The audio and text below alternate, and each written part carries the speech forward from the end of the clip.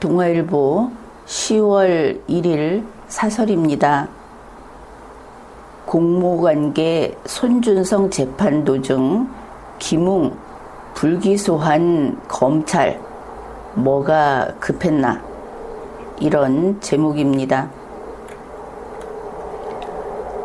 이른바 고발사주 의혹을 수사해온 검찰이 김웅 국민의힘 의원에 대해 어제 아니고 그제입니다. 그제 불기소 처분을 했다.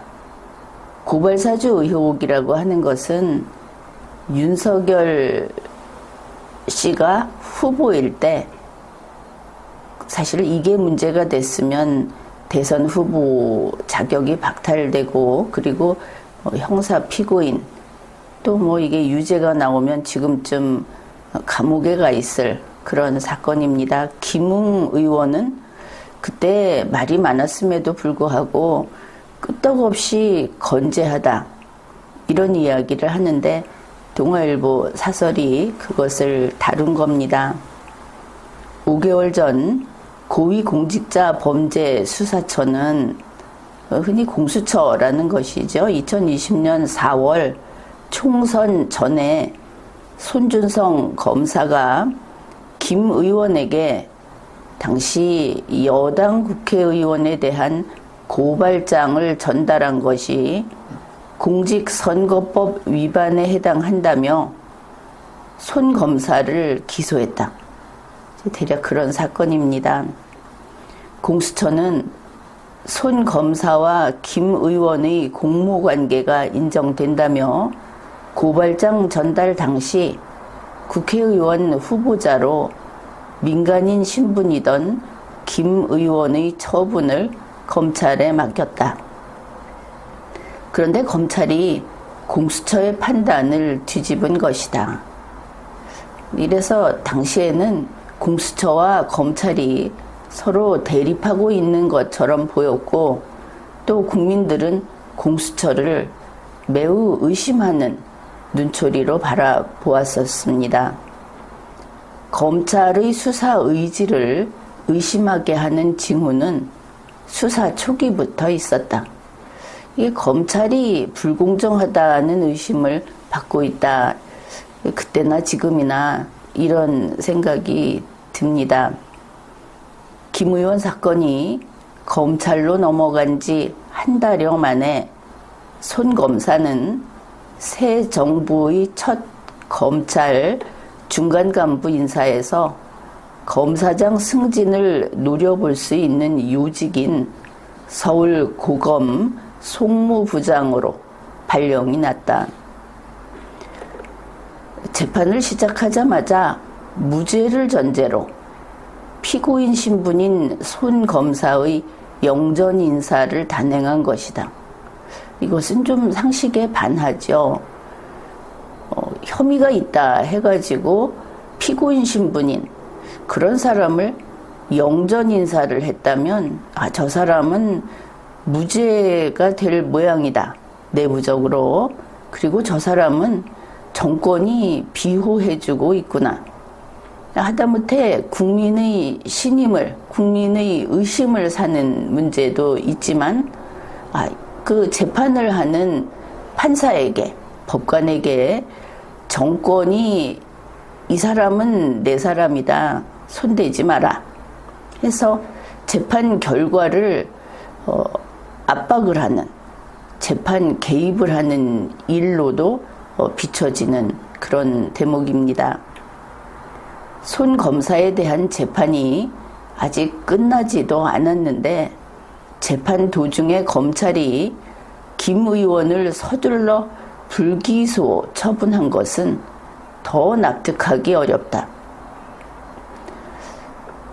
서로 연루돼 있는 이런 관계에 있는 두 사람인데, 한 명은 영전을 시키고 영전 인사를 했고, 한 명은 아직 재판 중인데 불기소 처분을 했다. 이사 불기소라는 것은 이야기했듯이 혐의가 없다든지 검찰 단계에서 이거는 유죄로 보지 않는다, 이런 의사 표현인 셈입니다. 뭐 이게 그 공소시효가 만료된 것도 아니고. 이러면 재판을 하는 법원으로서는 이거는 무죄 판결을 하라는 명령장을 받은 그런 상황이다, 이렇게 봐도 지나친 말은 아닐 겁니다. 검찰은 공수처 수사에서 드러난 손준성 보냄이라는 김 의원의 텔레그램 메시지에도 고발장이 손 검사가 아닌 제3자를 통해 김 의원에게 전달됐을 가능성이 있다고 판단했다. 검찰이 이렇게 판단하는 것은 그게 원래 검찰의 권한입니다. 어떻게 볼 것인가? 다만 그것이 대한민국의 법 체계와 리걸 마인드에 맞아야 하는 것이죠. 이렇게 대중이 그거 좀 이상한데 라고 한다면은 그게 상식에 반하고 리걸 마인드에 반하는 것이다. 그러면 검찰은 혹시 내가 잘못했나, 이렇게 스스로를 돌아보는 그런 것이 좀 이른 시기에 나왔어야 한다, 그렇게 봅니다.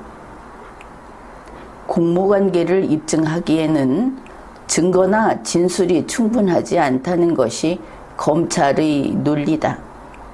이 부분도 그렇습니다. 증거나 진술이 충분하지 않다. 그야 수사기관인 검찰이 얼마나 잘 알아서 하겠습니까? 그런데 앞에 영전 인사를 했다, 이런 그 인사권 행사, 그 다음에 김웅 의원에 대해서 그 불기소 처분을 했다 하는 이런 것들이 검찰의 그 판단이 공정하지 않았을 수 있다는 의심을 사는데 그쪽에 비중을 두게 되는 것이죠. 그런데 검찰은 손 검사를 한 번도 조사하지 않았고 김 의원은 단 한 차례 조사했다. 이것은 좀 이상합니다. 어떻게 한 번도 조사하지 않았는데 지금과 같은 상황으로 지금 이게 진전이 됐을까? 그리고 김 의원은 단 한 차례 조사했다, 이러면 검찰이 열심히 일 안 했구나, 이거는 누구나 그렇게 판단을 하겠습니다. 공수처가 확보한 것 이상의 추가 증거나 진술을 찾으려는 강제 수사를 검찰이 시도조차 하지 않으니 제 식구 감싸기라는 비판이 나오는 것이 아닌가. 그러고 보니 이 두 사람 다 검사 출신이죠. 한 명은 검사고 한 명은 검사 출신이고, 제 식구가 맞습니다. 고발사주 의혹은 현직 검사와 검사 출신 정치인이 공모해서 선거에 개입하려고 했다는 것이 핵심 쟁점이다. 이것은 아주 중대한 범죄입니다. 현직 검사와 검사 출신 정치인이 선거 개입을 하려고 했다. 그러면 만일 우리가 지금 본 것과 같은 것이 사실이라면 이번에는 검찰이 통째로 재판에 개입을 하려는 것인가?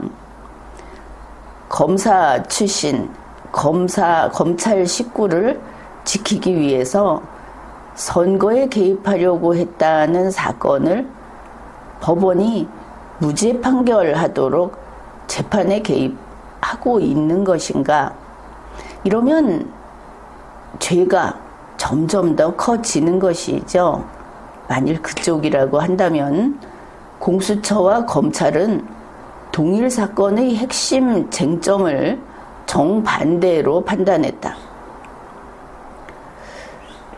이 부분에 대해서는 사실 국민으로서는 공수처에 대한 신뢰가 없습니다. 공수처가 그동안에 보여주었던 그런 행태는 정권에 너무 밀착돼 있는, 그래서 이들이 과연 사법 정의까지는 아니어도 법 체계에 충실한 공무원인가, 거기에 대해서 아직 확신은 서지 않는 입장이고, 검찰은 오랜 세월 이 검찰을 권력기구라고 해서 이거를 손보려고 했던 것들이, 우리로서는 검찰은 대한민국 법 체계상의 조직이다, 그래서 이거 건드리지 마라, 이런 입장이 아니었습니까? 그런데 근래에 이르러 검찰에 대한 그런 그 지지, 그런 믿음이 좀 실망으로, 그리고 지금 저렇게 가면 안 될 텐데 하는 식으로 바뀌고 있기는 합니다. 그래, 이들이 각각 핵심 쟁점을 정반대로 판단했다 하면 정반대는 좀 지나치죠. 그러나 핵심 쟁점을 다르게 짚을 수는 있는 겁니다. 수사기관의 처분은 의혹을 종결시키기 위한 것인데, 오히려 실체적 진실에 대한 의구심을 증폭시켰다. 수사 경험 부족으로 검찰의 견제기관으로서 제 역할을 못한 공수처나 검사 비리에 관대하다는 오해를 불식시키는 데 실패한 검찰이나 모두 부끄러워해야 한다. 이거는 참 맞는 이야기입니다. 모두 부끄러워해야 한다, 이렇게 결론을 내렸는데, 결국 동아일보의 이번 이 사설은 윤석열 대통령의 과거 모든 것을 현재 대통령이라고 해서 이걸 덮어주는 것은 옳지 않다, 이제 그런 이야기인 겁니다. 왜냐하면 대통령 후보자가 되고 또 대통령이 되면서 이 법 앞에 평등이라는 거를 깨뜨리고, 본인은 법 외에 있는, 그래서 윤석열 대통령과 그와 관계되는 사건은 법적인 판단을 받지 않는 것처럼, 마치 대통령이기 때문에 헌법 제84조를 가지고 이야기를 하고 이러는데, 헌법 제84조는 그런 게 아니라는